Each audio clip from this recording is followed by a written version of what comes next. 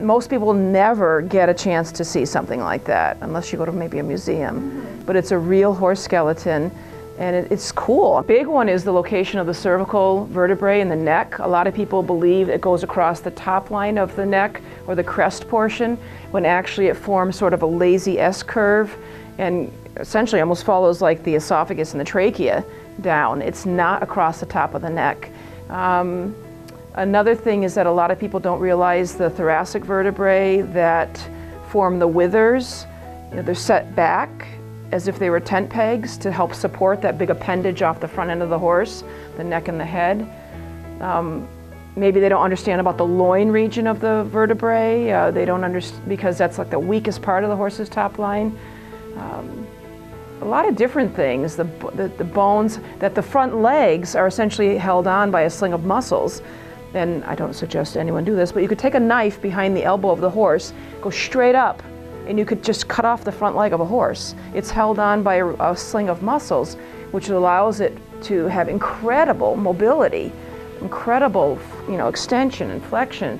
And if it wasn't set up in that sling method, it would be very inhibitive. It couldn't do that.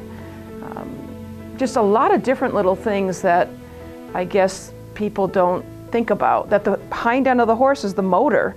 The transmission is the sacroiliac joint right over between the sacrum or the croup and the loin. There's a joint up there that is the transmission that sends the power forward through the spine. And at the front end, that you better select a horse that has really correct front legs, because 60% of the horse's weight is carried on the forehand at a standstill. And if you ask the horse to do anything, say for example the horse was to jump over something like a 3-foot jump, 60 pounds is now two and a half times more pressure.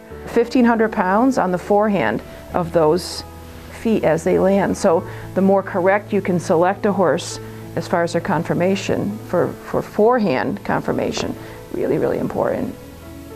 You're talking about lateral movement of the spine. You got to think in terms of almost like a train going down a track. When it goes around a corner, it cannot take an acute angle to go around a corner, and neither can a horse.